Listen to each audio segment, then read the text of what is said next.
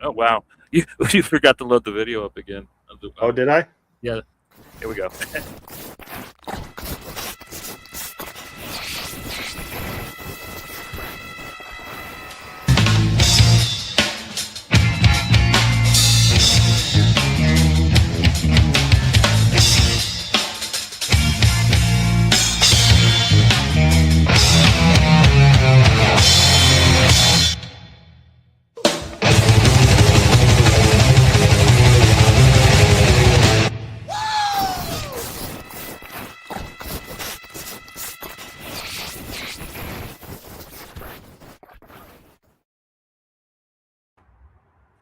All right, party people in the place to be, vandals, and all you cool cult and Burger Chef fans out there. This is a brand new episode of How Do We Get Here?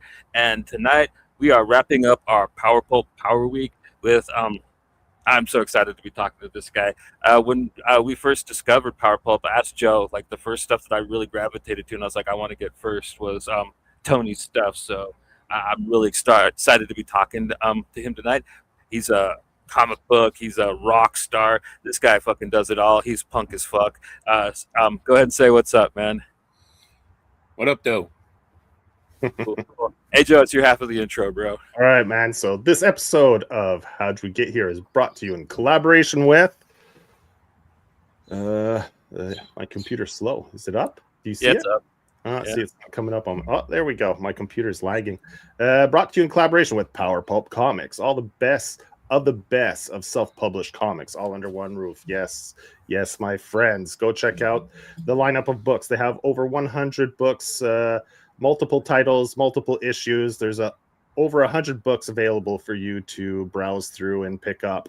And if you're a brick and mortar store, comic shop, or bookstore, they have wholesale deal for you. So that's 50% off retailer wholesale pricing. You just go on the site, fill out a form, and you'll get your wholesale account. And any orders of $200 or more get free domestic shipping. So there's the extra incentive for you to order at least $200 worth, which isn't too hard to do. Yeah, you can spend a lot of that money on that site with no problem. Mm-hmm. Yeah, books like you've never seen before. Yeah. So you could also go find their Discord. A lot of people hang out on there, chat, share what they're reading, share their art, share their projects. People share their craft, what they work with, tools. There's all kinds of sections you can go hang out and chat with whomever's on there. And there's quite a few people. It's pretty active, so it's a good little Discord to go on and hang out. Yeah, you can talk to Tony on there. Yeah. Tony, Matt Cheese, pretty active on there. Matt King, Mr. Megatrip himself, on there quite a bit. Which is interesting because I this is the first time I've ever used Discord. I used Discord one time like a couple of years ago, and I was absolutely just baffled by the whole thing, and I was like, I'm never ever going anywhere near Discord again. Yeah. And then when they started this Discord, I was like, okay, but now I got the hang of it. But it's overwhelming. Well, you sound like me. Anytime something changes, like you're used to, like, let's say Instagram, you're used to the way it works. You go somewhere else, it's like, you gotta relearn it all. I don't know. It's probably my age. I'm in my late 40s, so it takes me. I'm not like those kids who can just. Well, what kind of clicked for me was I realized it's just like those old message boards. Yeah, it works like that. Yes, it's really just like that. And I used to be all up on the message boards back in the day. Yeah, it definitely has that message board type vibe to it for sure. The old forums, yeah. It took me a long time to find out how to actually voice chat. I thought it was supposed to be like a new Skype or something like that when it first came out. I'm like, okay, well, how do you call each other on this thing? I didn't know there was the voice chat and the text chat. Discord's a pretty good little thing. Like if you want to build a little community thing where it's more specific, I guess, where you invite people that are specifically interested in a thing, so you don't get these random people coming in. I find it's much more focused, as a platform, which is kind of cool, Yeah.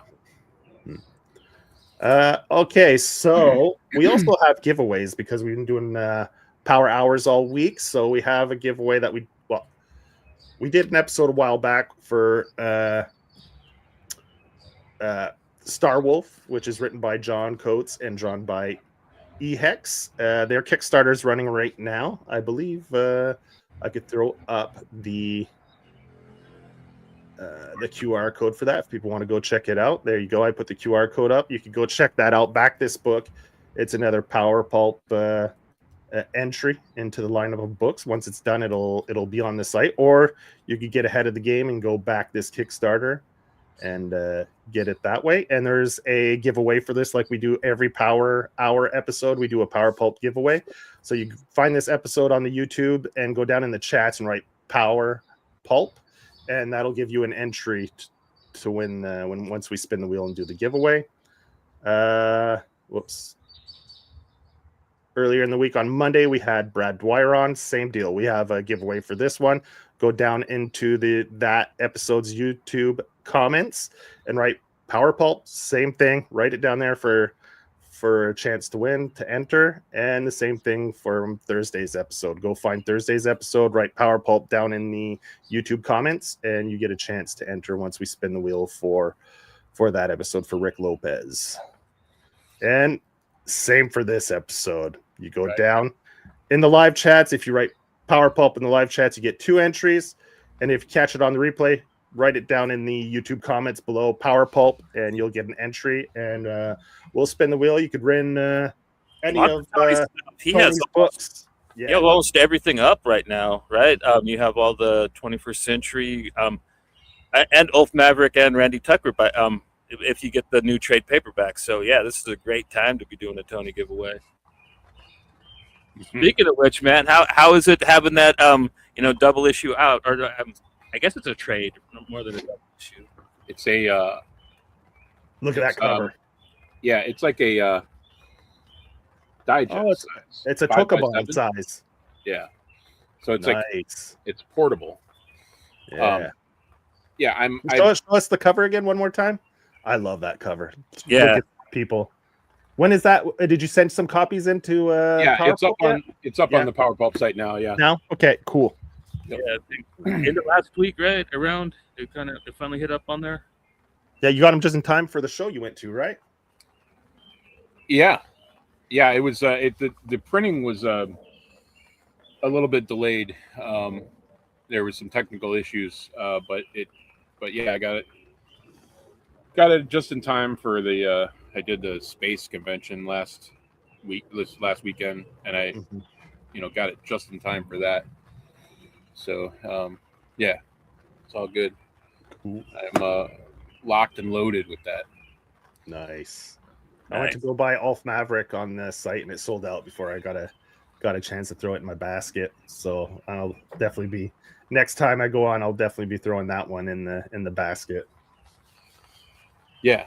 Yeah, I think this is a good, I don't know, good format. I was, concerned, because it's a little smaller. I was concerned about it, transferring down to a smaller size, but it's great. I think it reads well, and I love the size of it personally. It just feels nice in your hands. So, how was reception by people when you had it at the show? Pretty good. Yeah. Yeah, people they weren't like manga's the thing, right? A lot of people love manga, so they see the size and they're like, oh, right away they think maybe it's a manga, which, whatever. Manga is a comic, basically, Yeah. So, yeah. Yeah, it was the decision was based on I've been really obsessively collecting Italian fumetti digest, so that format I just I just kind of fell in love with that format, and I said, yeah, let's give that a shot. So this has all the ULF Maverick that's come out, the Randy Tucker, and does that one also include the Monster Youth? No, it's got to team up with ULF Maverick and Randy Tucker, right? That's the big Yeah. draw to the fourth issue. Okay. Yeah, it collects the two issues of ULF Maverick and the two Randy Tucker stories, which were kind of came out in different places. Mhm. And then it's got a new story, which is I think it's about 17 pages, I think. And it takes place after 21st Century Big Spider number 5. Okay. So it's continuing that story, and it'll be sort of a bridge between 21st Century Big Spider number 5 and 6 in terms of the story. So why don't you give? Oh, go ahead. Sorry, Joe. go ahead, Johnny. Oh yeah, so your big crossover, it's all just going to still take place in the issues of the perspective series. You're not going to do like you're not going to like name the event or anything. I'm well, yeah. I think it's just I think it's gonna wrap up in 21st Century Big Spider number 6, and then I think I will eventually collect it all together in one book. Nice. But yeah, it's I don't know. I think the crossovers is turning out to be slightly less ambitious than I had originally planned. And I think it's probably only going to end up being 3 parts as opposed. Okay. I was planning on doing it a little bit longer, but I think I can wrap it up all in the next issue, and it'll probably be an oversized issue. But probably be, I don't know, 40-50 pages or something. But Right on. And then after that, you're gonna be putting out the 48-page Monster Youth book, or is that just still cooking? Yeah, it's kind of on the back burner, but it's something that I keep like sort of coming back to. Like you did this when you were a little kid, right? The book that's in the mini comic that you're selling. Like no, it was many years ago, but I was a man. Okay, a young man. No, I did it. Pictures of you guys in the back. He didn't have snot and running from his nose anymore. No, it was. I did it when I was like in my early 20s. Yeah. Okay. But yeah, so that's the thing about that story is it's essentially all drawn. It's definitely written. It's been written. It was written in like 1997 or something, and I drew it back then, but it's terrible. So I'm redrawing it based on the original artwork. Okay. Because I was gonna say, like, it looks really good, and I'm only going off the little mini pictures that you have in the back of the Good, the Bad, and the Monster Youth, and like it looks pretty similar, but yeah, it's all colored and stuff now. So I was wondering. Yeah, it's basically what I'm doing is I'm taking those files and sort of using it as like the breakdowns and just sort of inking over them, so that the layouts are pretty much all the same. I've changed a few things here and there, but yeah, it's been basically just kind of remastering it, you know. Yeah, it's funny, man. I love the mini comic. I love the Good, the Bad, and the Monster Youth too. Great characters. Like, yeah, those characters are very fun, and they will definitely be playing a big part in the next part of the crossover. Are they going to be able to win a fight by themselves anytime soon, or they're always getting their asses kicked? It's so funny. Yeah, who knows? I think the combined forces of the 21st Century Big Spider gang and the ULF Maverick, Randy Tucker, and the Monster Youth. Yeah, I think they should be able to make shit happen. So why don't we tell people what each? Let's start with ULF Maverick. Let's give people the lowdown. What's that title about? ULF Maverick is a comic that I did in 2020. I did the first issue, and it was based on my love of 80s black and white independent comics, particularly like the violent vigilante comics, of which there were many during that time. And so I just decided I wanted to do my own sort of take on the genre, and it's a bit of a parody. It's a little bit tongue in cheek.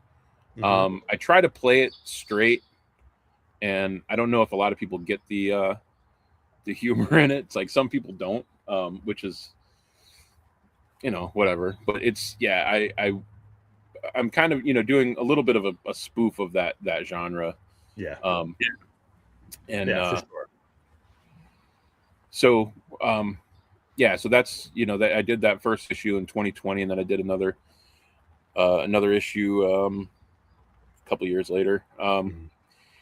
And that's I don't know, that's about I don't know how much detail you want me to go into. But yeah, it's basically about just a guy who's kind of a loser, and he, through a series of horrible decisions, he ends up becoming a vigilante. And he's at war with an underground crime gang of Pigs. Weird sort of mutated monster guys. Yeah, he calls them the pigs. Yeah. It's fun. I really enjoyed it. It's black and white, which is awesome, with just a few hints of color here and there, like a few there's just have a little pop of color, like when the voodoo magic starts affecting him and he's hallucinating. Like, I love that page. That page is fantastic. Those hallucination pages, like, man, those just that's right up my alley. I love those pages. ULF Maverick is fantastic. I love that book.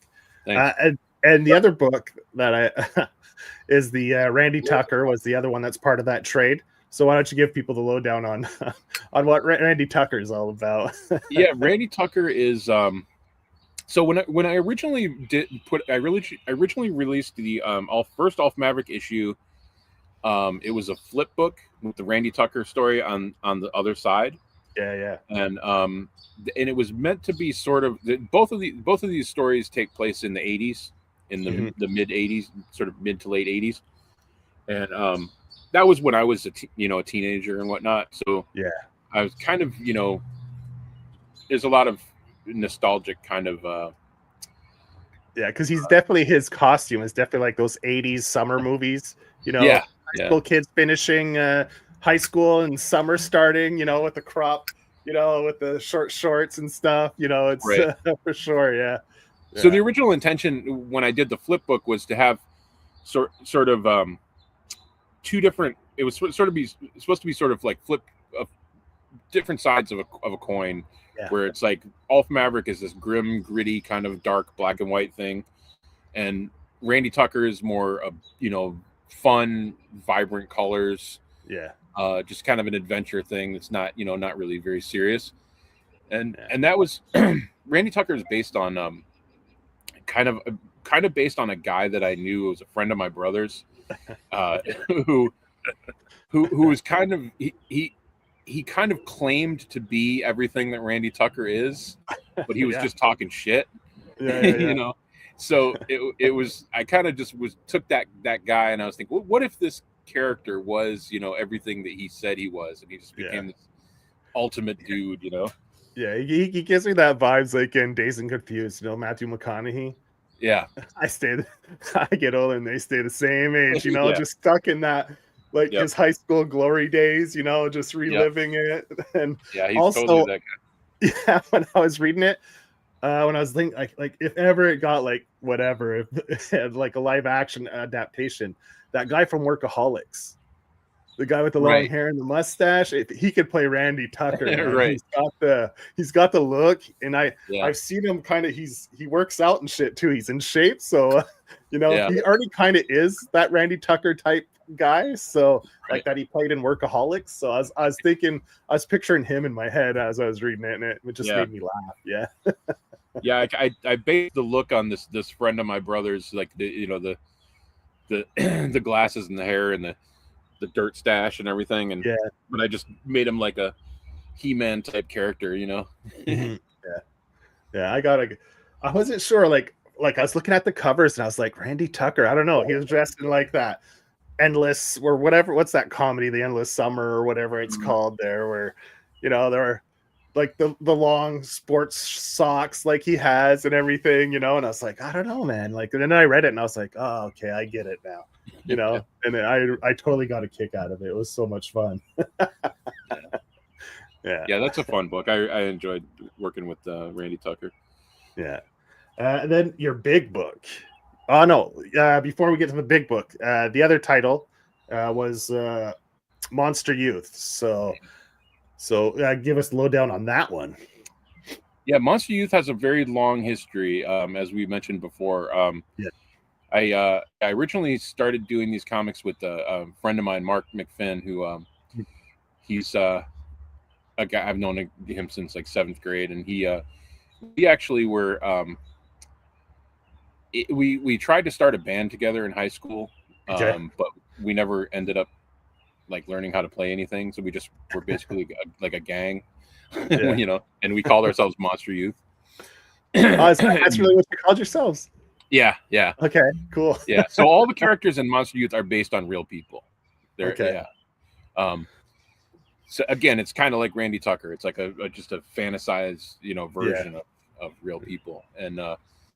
So we just took that idea of, the Monster Youth, this band, that are just, super cool, guys with weird powers and stuff. And yeah. That's another 80s thing. It takes place in the 80s. But yeah, they're like a kind of death rock horror punk sort of band, very very Misfits kind of inspired. Yeah, that's what I was thinking. That's like, this is the comic Danzig wish he had created. Yeah. Yeah, it's like a group of kids who are just obsessed with the Misfits and everything, and they this is how Glenn drives. That's how the one issue opens. This is how Glenn drives. Right. Yeah. That's a real that actually happened, that scene. Is Ernie a real person too? I'm sorry? Is Ernie a real person too? Oh, very much so. So which one were you in the comic? I'm the character called Tony Lugosi, who's okay. the big dude with the battle axe. Yeah. Yeah. So that's that's a fun comic, and that's just kind of one of those things that so Mark wrote that story back the timeline of Monster Youth is all over the place. The first Monster Youth stuff that I did, the giant size Monster Youth, originally came out in 2 issues, and I think in like 2018, 2017, something like that. I don't remember. Very early. And that was all new stuff. And then there was this comic that we abandoned that we had done back in the 90s, which was the first Monster Youth stuff. And that's what I'm kind of revamping now. Cool. So you have a bone ladder, if I get this straight, right? Yeah. Yep. That's not one of the parts that was based on reality. And then last but not least, your big book, your series that you have the most issues out for is 21st Century of Big Spider. We talked about this one a little bit on one of our dual episodes that we did for Power Pulp. We talked about it alongside Emerald Emu. So give everyone the lowdown on the big adventure that is 21st Century of Big Spider. That's tough, because that is a very weird book. Yep. And it doesn't easily lend itself to being summed up in an elevator pitch. Yeah. But yeah, it's basically about 4 characters who are a weird cyborg guy, a sort of alien dude, this sort of mean, surly schoolgirl, and then a floating skull. Yeah. And the skull. And then you have the big boss the here. Big Spider. Yeah, the Big Spider is some sort of I don't know exactly what he is. He's like some sort of supernatural creature who cosmic, maybe. You're not sure. Yeah, he may be some sort of deity. I mean, he certainly thinks of himself that way. and so the gang, the team is sort of it's really uncertain what their relationship with him is. They kind of follow him. Because, you don't know if he's blackmailing them or if he's calling them into it. So he's put together like this ragtag team of people, right? And he sort of treats them to like do his dirty work, basically. Yeah, he treats them like his like Charlie's Angels or something, and exactly, and they basically do it only if they can see some reason for them, something that they can get out of it. Yeah, like going back to get some beer from back in the 90s and shit. Yeah, it's usually beer. That's usually their true. I always motive. Yeah. Yeah, and it's fun. You have like a barbarian story. You have a zombie-ish story. It's a really fun series. Like I highly recommend people go pick it up. Thank you. It's really fun. You go all over the place with it. And the standalone, is it number 4 that works as a standalone where he goes back and gets the beer? Yeah, that one's fantastic. I love that cover. Do you have the cover loaded up, Johnny? I think that's my favorite cover of the series. I had to delete it. So okay. Anyway, that's the one with the spider. No, the alien dude. Yeah, Skillet with the checkered shirt. I love it with the checkered shirt, man. Yeah. I love him with his checkered shirt. It's such a good like visual design. Yeah. Yeah, he has an obsession with like 80s culture and fashion, and that's kind of how he tries to model himself after the Yeah. I remember the first issue. Right off the first issue, he's wearing a TSD shirt, so I was like, oh, fuck, I know exactly what that is, man. Tell him Steve Dave. Yeah, yeah. So I was like, oh, I think I'm gonna like this book right off the first page, That's pretty how I went too, man. Like when I opened up the trade and just barbarian time, like I was rolling, man. Like it's a fun book to do because it's so weird that I can basically do whatever I want. There's no rhyme or reason to, like, I don't have to come up with logical reasons for anything to happen, so I can just do whatever the hell I want. That's, if they want to go to the barbarian land, then they can do that. It's like a comic book about comic books, man. I really enjoy those, and you kind of really play with throughout the tropes of like comic book dumb. Like we said, you kind of touch on barbarian comics. You kind of touch on superhero-ish stuff when Skillet's got to fight the Liefeld Force in the 90s. Yeah. Right. So. Yeah, that's a great part. And then you also have Mara always yelling at you for how you dress her, which is great. Right. Yeah, that's always funny too. Why the fuck do you guys get to dress with armor and shit? And I'm in this skimpy little fucking fur leather. When they're in the dungeon, when they're in the dungeon, that's the best because they're like all sat down and comfortable, and she's like strung up. Yeah, it's a little bit of commentary on how women are portrayed in comics. Yeah, you do a little bit of that in a lot of almost every book. You throw in these little nuggets here and there. Like ULF Maverick, you have it too. Randy Tucker as well. It's fun. Like you said, it's some people will get it and they'll get a chuckle out of it. Other people that maybe take life too seriously will be like, oh, they don't see the irony in it. Like, so anyway, right? Yeah. Did you want to take a quick? We could do a quick flip through of a few pages. Before we do, I want to talk about ULF Maverick really fast. To Tony. Yeah. Go ahead. I can see how people didn't see the dark humor could get a little chafed because of his origin, but it was funny him telling her like, "No, you're really pretty. You could be a stripper or a porn star," and so she leaves to become one, and like that's how like the terrible fate befalls her. It was hilarious, man. You know what I mean? But you got to be like one of those guys that watches like Nikkei films and laughs at it and shit. Yeah, I mean the humor in ULF Maverick is in that he's A dipshit. He's a dipshit. Yeah, he's a very, very dumb guy, and he basically fucks up everything he does. And it's kind of it's kind of based on how, like, I view a lot of the heroes of, particularly of 80s fiction movies and comics. The heroes really were fucking idiots, Yeah, they're meatheads, basically. Right. And people, people sort of think of them. Oh, he's a badass. It's like he's a fucking idiot. Yeah, they're all failing upwards, right? Right. Right. Like take Lethal Weapon, Mel Gibson. Failing upwards, or even to a lesser degree, Bruce Willis in Die Hard as well. He's right. He just wrong place, wrong time, and just like a series of mishaps lead to him actually pulling it off. Right.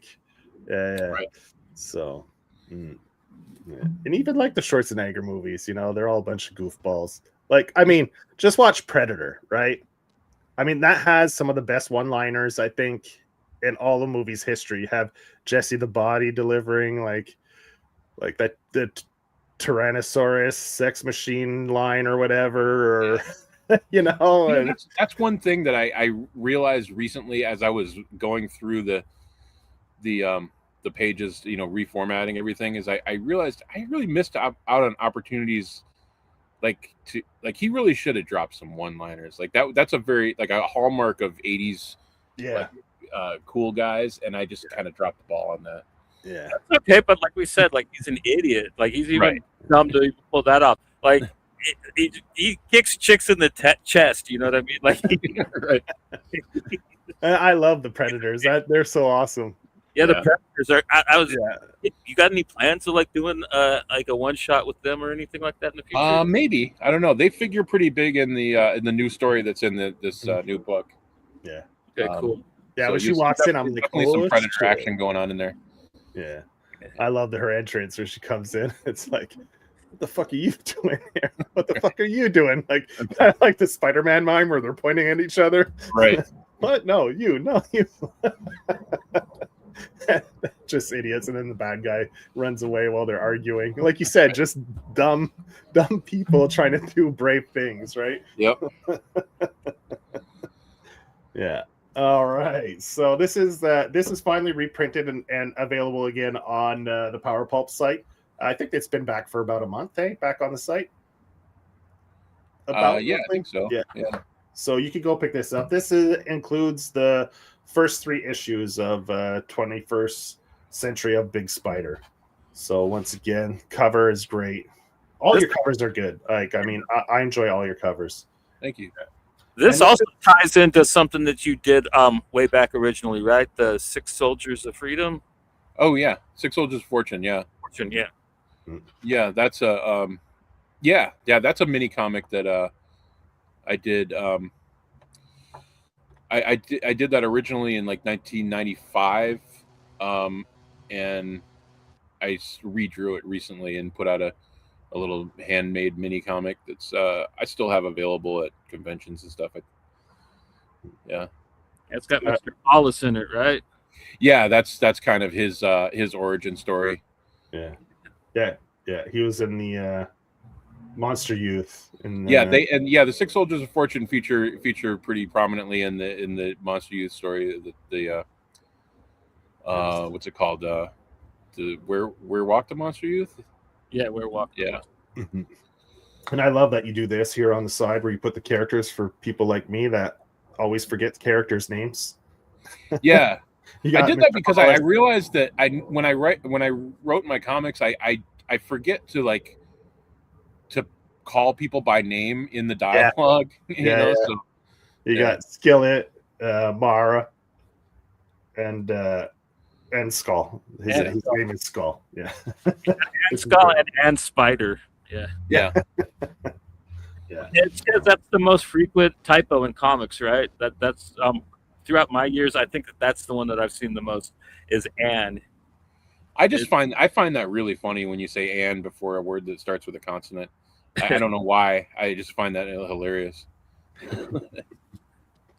Here we go. This is the cover for issue 1.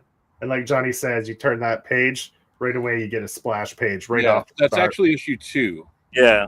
This is issue 2? Yeah. It's weird. They're out of order. I did issue 2 and 3 and then 1.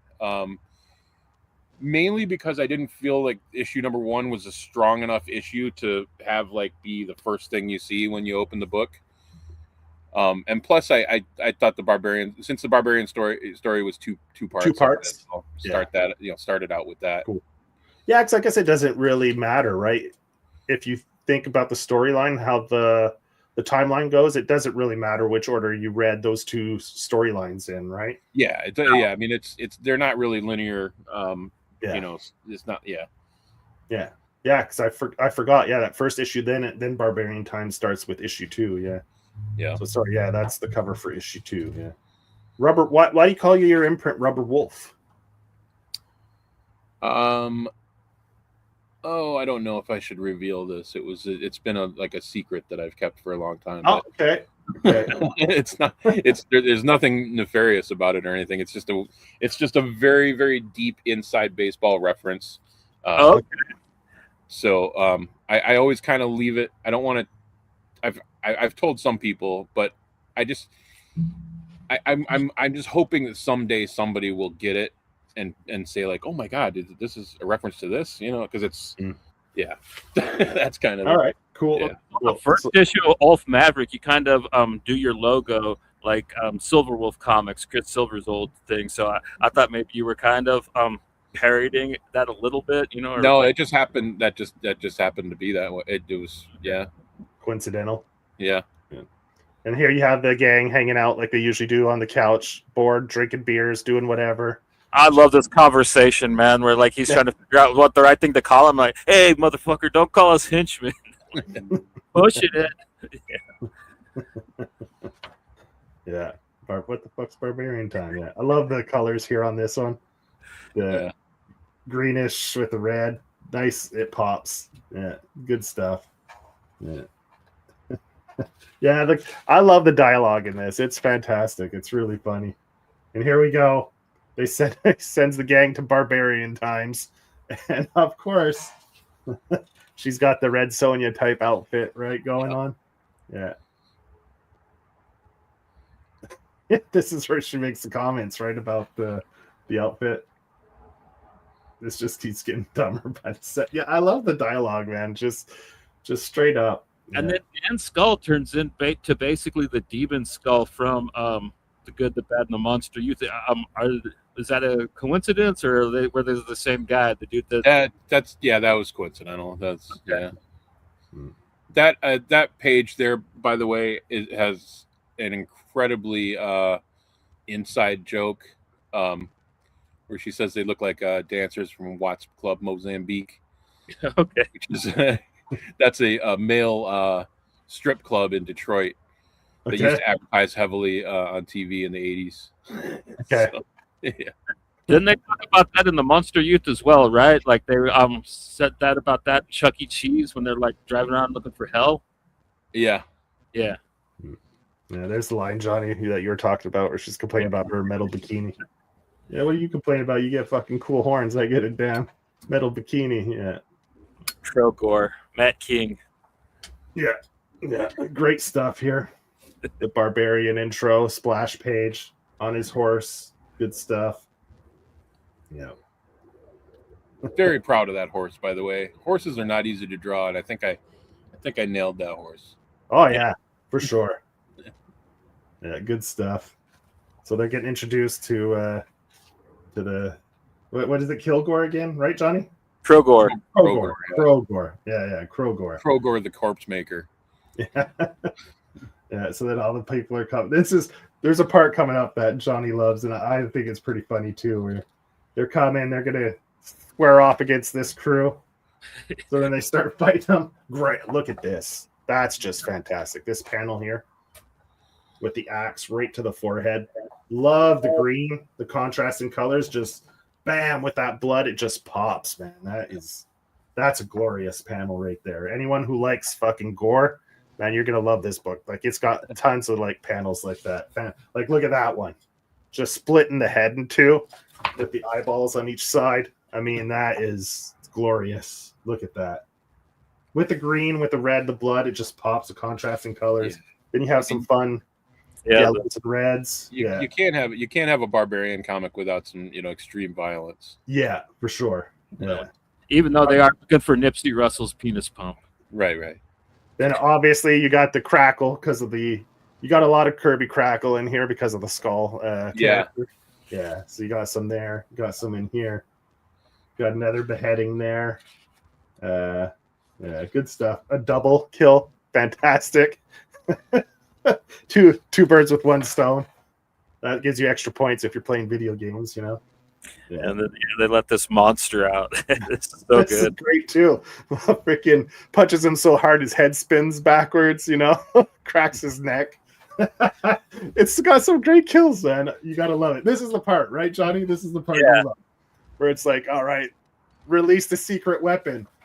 Boom! What a great page turn, right? Look at that. You know it's coming. It's in there, then bam, and look at that badass. Look at that monster. Such a great design, great turn, page turn. I love it, man.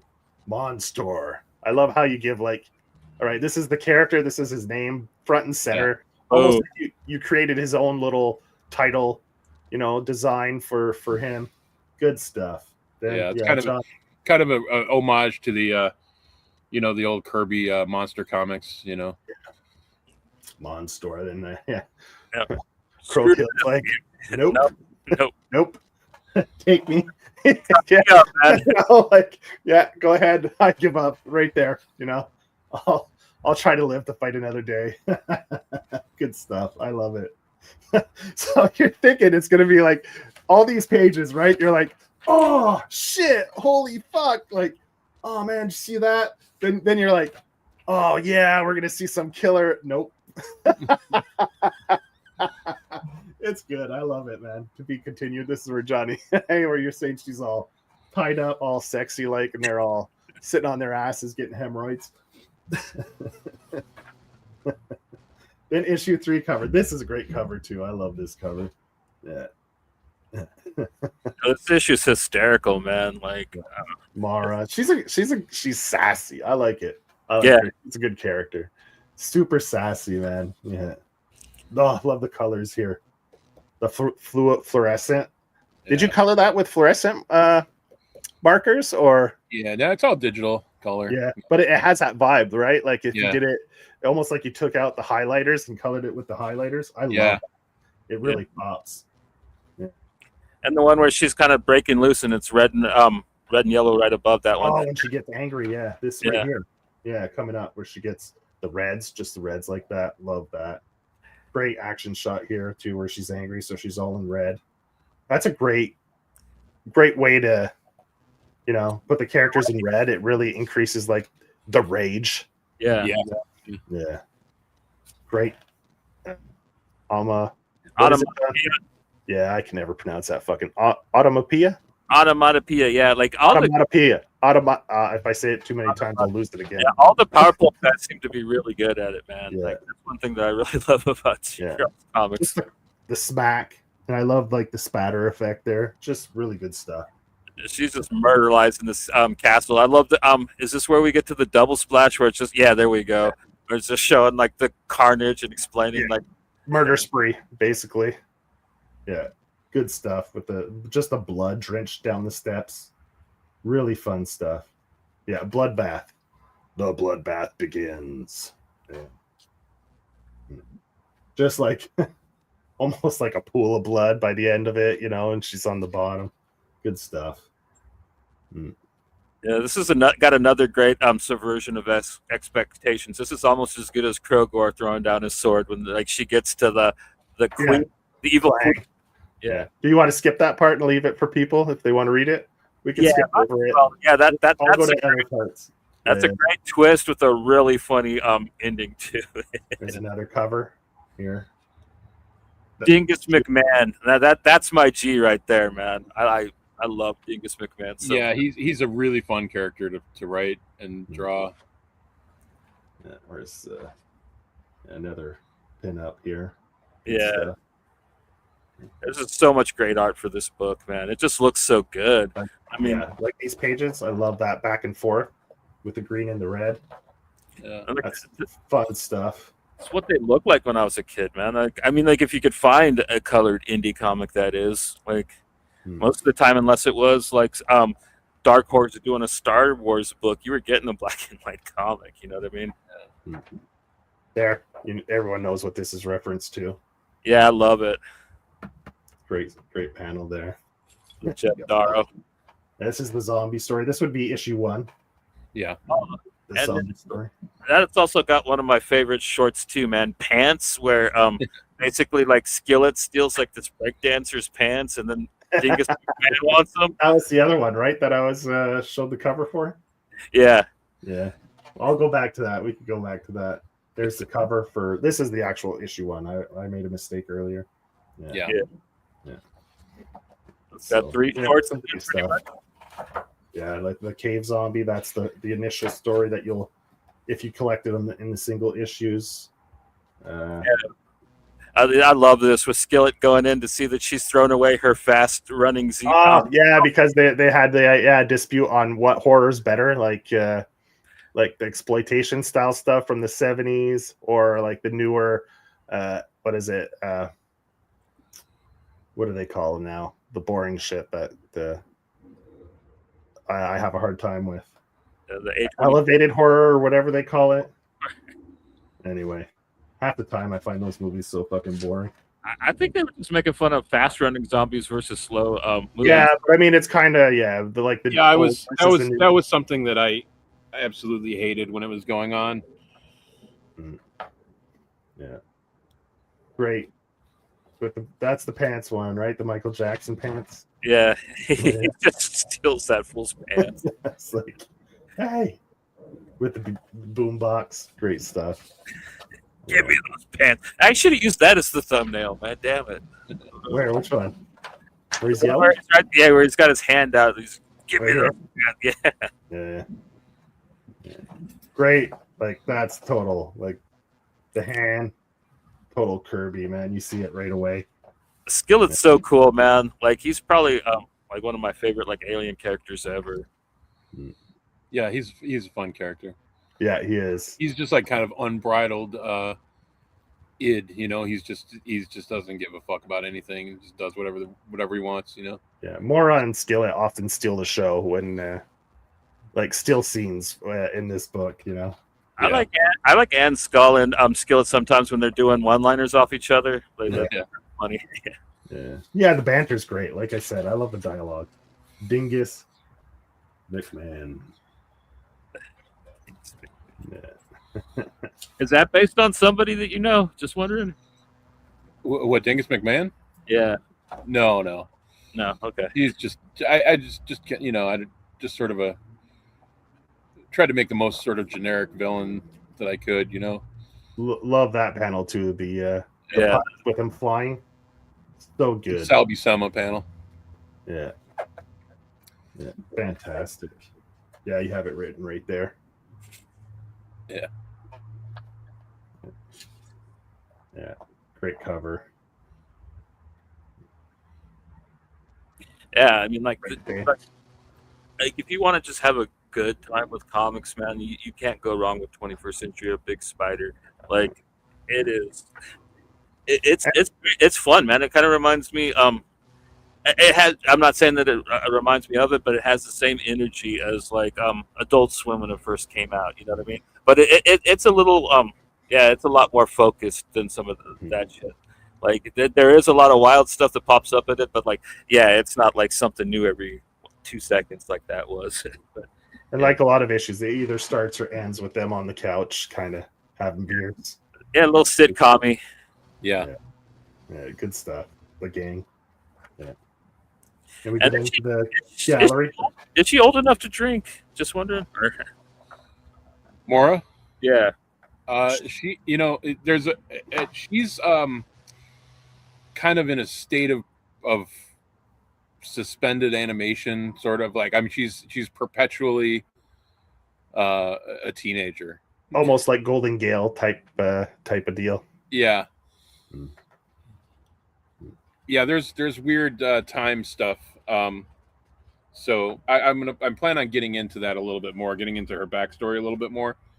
But yeah, that was kind of one of the weird one of the powers that the big spider bestowed on her, is that she's just sort of stuck in time, you know.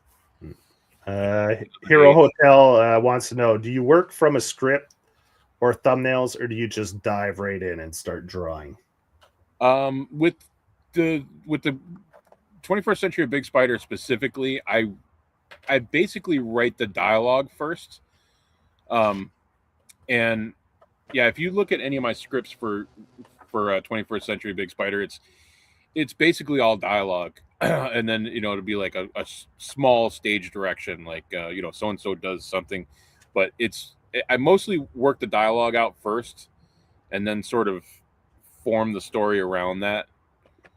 And then yeah, I just you know, I write the dialogue, and then I just, you know, lay it out however it fits, you know.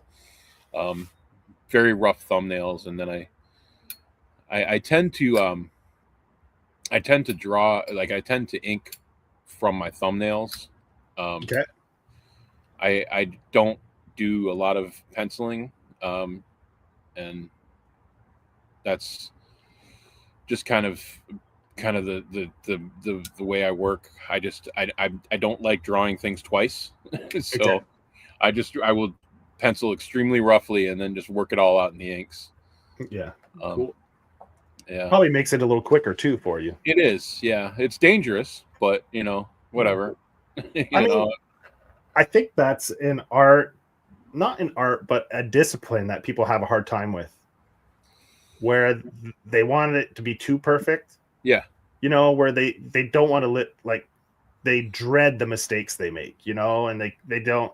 Whereas, you know, you want to get the comic out, you want to get it out, like you want people to read it. So if you obsess over these little details all the time, then, you know, you're not getting as much stuff out. And, you know, so I mean, I think that's a good discipline to have, is letting go a little bit and leaving it on the page sometimes, you know, even though maybe it's not perfect. You probably think it could be a little better if you spent more time, but it's good enough for the story's sake, right? To get the idea across and get the story moving forward.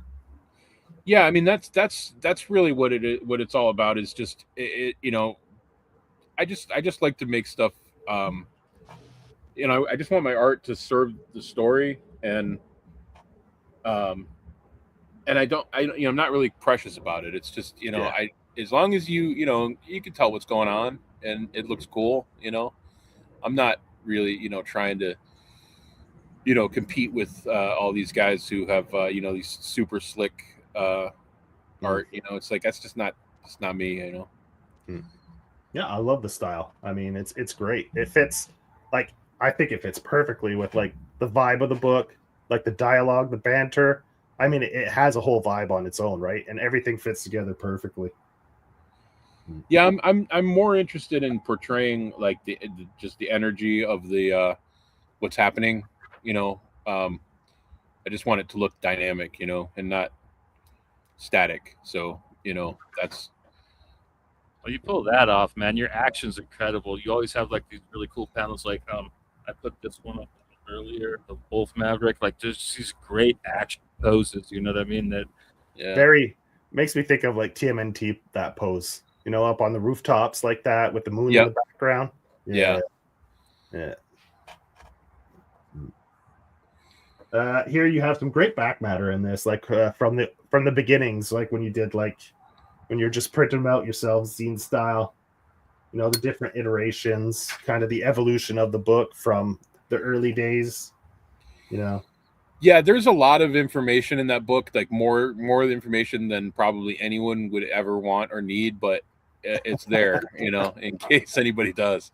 I mean, a lot of people love this shit, right? I dig this kind of stuff. Yeah, for real, especially with something as interesting as what you're doing. Like, yeah, this is it gives you a lot of insights, and I find it makes your appreciation of the book grow even more. You know, to know the origins of like just the concept, the creation, from just a stupid idea to actually having it become a full-fledged like 20 some odd page comic. You know, it's just really fun to see the process. And yeah, in the new ULF Maverick trade paperback, do you have the page that explains how you came up with the name? Just wondering, because in the first, that was just part of the first issue in general, right? So it's in there, right? Yeah, that's in there. Yeah, with the list of words that you wrote down from that awesome dream. That was right, greatest song ever. Yeah. But just a perfect example is these pages right here.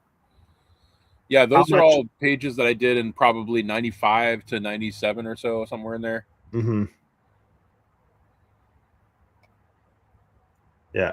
Like, I mean, if you had a really hard time finishing anything back then. But you can see how you kind of let go a little bit. Uh-huh. Like now compared to then. Like you're trying to be much tighter in these, like your inks and stuff are much tighter. And now if you look at it, it's so much more loose. Your style, like you let it flow a little more. Like you said, try to get it down as few strokes as possible. Like you said, you work from your thumbs, and it just, you know, like Johnny says, it just gives it a whole different vibe, like a lot more energy to it. Don't get me wrong, these are beautiful pages too. It just gives the book a different vibe, right? Like, yeah, I think that's why I didn't finish any comics for so long. I mean, because I was just being too much of a perfectionist. Yeah, and I just could never finish anything because I was never happy with it. And and the pages are beautiful. Like, I mean, both versions are fantastic. Like, they both have their pros and their cons, right? Like you say. So, yeah. And we haven't even talked about we haven't even got to talk about this yet. Your music. Here's some of the flyers that you've done over the years for Mazinga. Yeah. That's a band I've been doing for 30 years. We just celebrated our 30th anniversary of being. You guys have stuck together for 30 years. 95, well, more or less. Yeah, I mean, we started in 95, and we took some long breaks here and there. Mm-hmm. But yeah, we've essentially been going since 95. Cool. And do you sing for that? Because like I went to your website, and I know you play the bass. I was wondering. Yeah, no, I play bass. Okay. Our singer actually is the Mark is the guy. He's the guy who wrote Monster Youth with me. So okay. Yeah, he does a fucking good Danzig, man. Like I was listening to a bunch of that. Like, dude, he can do it. Especially Misfits era Danzig. Like he can nail it, dude. God, yeah. Did Mora when did Body Bags come out? 1993, like 19. Yeah, probably around. It's probably around the same time. Yeah, there's Mora and it's Panda, right, Johnny? Yeah, Panda. They have very similar sassy vibes, you know. Yeah, I was the kind of like sassy, like violent schoolgirl thing was kind of a big trope in the like late 90s. Yeah. And that's Yeah, for sure. Check it out. Good stuff. I mean, that comes from the 80s too. You had like Angel, like she kind of dressed up, she was like a schoolgirl, and then she was like a hooker. Buffy, you know, Buffy the Vampire Slayer. Yeah, that's also a big thing in anime as well, you know. Yeah. Straight up, yeah, like the whole what's it called, Tsukibon? Yeah. Style of film with the schoolgirl degenerate feet up. Oh yeah. Oh my god, those movies are great. Yeah. Yeah, so these are all the original versions that I posted online in the early 2000s. Yeah. Schletzig did some. Did you actually produce these cards? They're on the back. No. That's on the back of issue 5, right? Or 3, I think. I was in issue 3 or 2. I can't remember. But yeah, no, I just asked him to do a pinup, and that was what he came up with. I thought that was really cool. Yeah. The Barbarian version and her original version. Yeah, good stuff. But yeah, this is a must-have trade in my opinion. Like if you're into like what's going on in underground comics, if you like punk rock, if you like metal, it captures all of its energy it just perfectly in my opinion. And the humor is great, dude. Like you will be laughing your ass off. Who is Nipsey Russell? Just wondering. I know who Nipsey Hussle was, but like Nipsey Russell was a comedian from the like 60s and 70s. So apparently there was a like an urban legend. I don't know if it was an urban legend or not, but it was. I sort of heard it in the form of urban legend. Was that Flip Wilson? Yeah. So Flip Wilson apparently had gotten like a penis implant or something, which he used a pump to pump up to get an erection or whatever. Yeah. And somebody and it sort of morphed into like instead of Flip Wilson, it was just sort of it was the like when you play the telephone game or whatever, that the story gets morphed or whatever. Right. And it became instead of Flip Wilson, it was Nipsey Russell. People said Nipsey Russell had the penis pump, but it was actually Flip Wilson. But it's yeah, Right on. it's a weird like deep cut. I don't know how many people know that story about Flip Wilson's penis pump or Nipsey Russell's penis pump. I just thought it was something funny you made up to fit the style. No, that actually is a real thing. There's lore to it. Cool. Well, I mean, like I've kind of noticed that. That's why I asked, because like I'd never heard of Burger Chef, and like I was reading Monster Youth, and I thought it was just something you were making up to be generic and stuff. Then like I was watching this guy that I know who is from Illinois, and like in one of his videos, he was showing old Burger Chef advertisements, and I was just like, so that's why when we were live the other day, and we were asking you about Cool Coal, like if that's a real thing too, and you're like, yeah, it has mint flavored malt liquor. Oh my! How bad did that taste? Was it as awful as it sounds, or? It was not good. Yeah, no, no, but it was novel. It's kind of I kind of collect like cool cult ephemera and stuff. I've got like a tin sign and stuff, and like it was weird. I don't know. We had my friend group sort of had a weird obsession with it, even though it was terrible. We sort of drank it just because it was a weird novelty. Straight up. Cool. Yeah. So that was the time for weird ass beers. You had like that's before that, like they just figured out like let's put lemonade on it or something. Like you had Zima, you had like St. Ides, which was like right. Like yeah, it was a weird time. Yeah, we used to drink the most horrendous malt liquors you could imagine, just because they had a high alcohol content. Man. Yeah. By the time I was old enough, like it was like Steel Reserve, which right. didn't really have a flavor, but God, it was awful. Yeah. Yeah. So here are this week's samples from this week's Power Pulp Week. You had Brad Dwyer's 8-Man, which is available on the site. You can go check his stuff for the giveaway. You have Rick Lopez. You can go check out his stuff. And you have the man himself, Big Tony Fero's books are all up on Power Pulp as well. You can go check out the selection, kind of go shopping to see what you want to pick up if you win any of these 3 giveaways. So it's all up there on Power Pulp. You can just scan the QR code up in the left-hand corner. Go check it out. Go see what they have on the site. And yeah, man. Power Pulp in the chats, yo. Yeah, or down in the comments, because like I said, this is a great time. I think almost everything at Tony's is in stock in one form or another, at least right now. So yeah. The 2 trades, and then I think all the other 2 issues of 21st Century are all stocked up now too. Yeah. So good stuff, man. Good stuff on the Power Pulp site. So it's a good way to support indie creators. Right.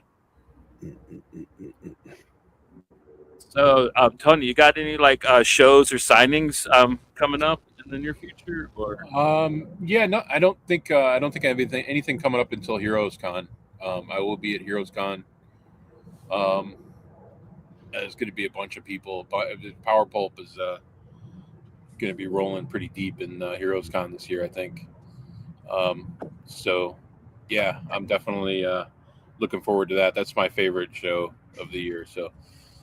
I think Rick was talking about that. It's going to be you, Brad, I think Scott, like a bunch of people are going to be there, right? Yeah, I think Scott's going to be there. Chris Anderson. I don't know who all is going to be there, but I know that at least quite a few of us are going to be there. So party crew, hell yeah. Yeah. So all right. Well, I had one other thing. So I noticed on the digitals you sent for some of the stuff I didn't have physically, you had a next panel press written on a few of them. Were you contributing your book on there along with Rick and some of the other people? Yeah. I did.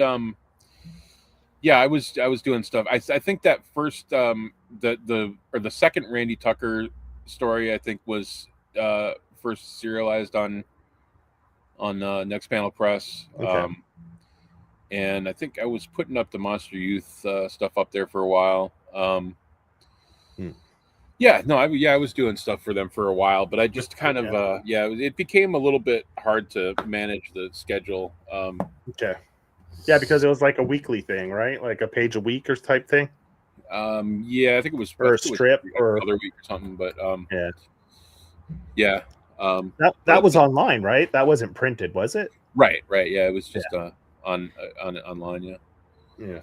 Cool. Because Rick was on Thursdays, so yeah, and I noticed a lot of his stuff was through in the beginning was through the Rick is like the driving force behind the Next Panel Press, man. He's really trying to make that work, and he's I can't say enough good things about Rick Lopez. I love that guy. Yeah. Oh, you guys have got a good crew going over there. Like done a great job just picking creators and have some awesome books. Just great people in general. Like everyone we've talked to has been fantastic. It's really cool meeting all these people because, like, I mean, I knew some of the people who are who are members of Power Pulp, but there's new people coming in all the time, and it's it's really cool to meet them. Get to know them. Yeah, for sure. Yeah, I mean, it's pretty much a total learning experience for me. I think I knew Matt King, and there were a couple of people, like I think Aubrey Sitterson was on there and stuff. But like, and Corinne, exactly. We need Corinne, Kurt Burdick. Get Kurt Burdick. Everybody else was new to me. Like, and then Matt brought James on, and like we just heard him speak, and we fell in love with what he had to say. And then we went on the website, Joe and I, and like, dude, we both bought so much stuff, and I haven't found anything that I dislike at all. You know what I mean? There are a couple. Me either. I like everything I've seen is great. Yeah, everybody's cool. Everybody, even the books that kind of look similar because there's a lot of Kirby-ish stuff on there. Like none of them are alike. You know what I mean? Like even that's like very varied. So it's great. You don't have to worry about reading the same comic with the different art. You know what I mean? Right. Yeah. A lot of Kirby fans on the Power Pulp site for sure. Yeah, well, I mean, how can you not be? Yeah, that's what I was saying. Yeah, rightly so. I mean, come on. Yeah. I mean, the crackle, everybody uses it, right? And I mean, Kirby is like a genre unto himself, and there's so much to be done with the influence of him, Yeah, for sure. Yeah. So hey, when's your next show for the band? Next week I think we're playing I can't remember. Somewhere around here. Detroit area somewhere? We mostly are sticking around the Detroit area. So that's Mazinga, right? On socials too, if people want to follow your band? Yeah. You can find us on all the streaming platforms and stuff, and Bandcamp and everything. So if you want to go check out Tony's band, man, go find Mazinga on socials, and I'm sure you post all the flyers up there and everything. Yep. Yeah, it's all available on Bandcamp pretty much. They're on Bandcamp as well, yeah. But I meant to see them live, Oh yeah. Yeah. Cool. Oh, they got tour dates on Bandcamp. On Bandcamp as well, yeah. And the music's fantastic, man. Like if you like any kind of punkabilly, psychobilly, just straight up surfer punk, death rock type stuff.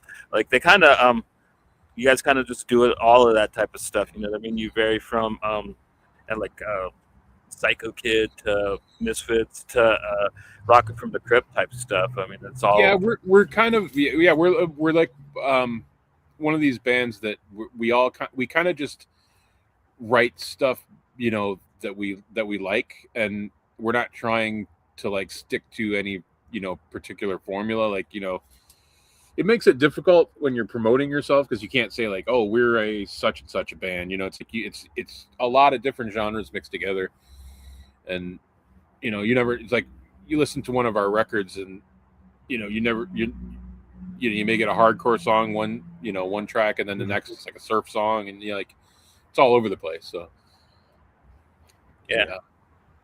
Definitely check it out, man. It's good stuff. I was listening to it like all week.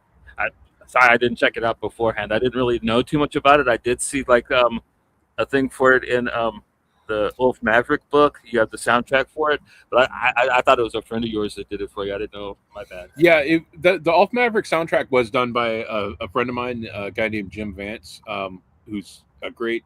He does like synth stuff. He does like analog synth stuff. Kind of a vintage 80s style synth stuff, and he did the majority of the soundtrack. There are like 3 Mazinga instrumental songs on there that we did for the soundtrack, but the majority of it is the stuff that Jim did.